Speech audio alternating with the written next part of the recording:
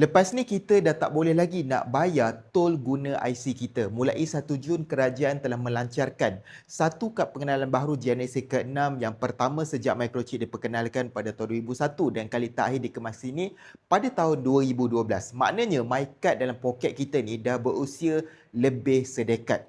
Kenapa fungsi tol dibuang? Dulu MyCard kita ada pelbagai fungsi, antaranya Touch and Go terbina dalam kita punya kad tu.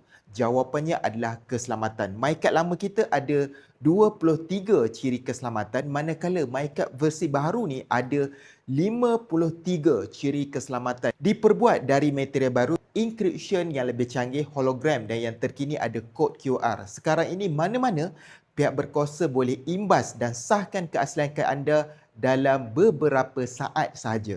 Jadi, wajib ke tak kita nak tukar IC lama kita? Pertukaran ini tidak diwajibkan. IC lama masih lagi sah selagi elok dan maklumat masih lagi tepat. Anda hanya perlu tukar kalau kad rosak, hilang ataupun tukar maklumat peribadi. Jadi, tak perlu nak beratur, tak perlu nak panik. MyCard baru ini adalah langkah Malaysia untuk masuk ke era identiti digital sepenuhnya. Siapa kat sini yang dah tukar MyCard baru ni? Cuba komen dekat bawah.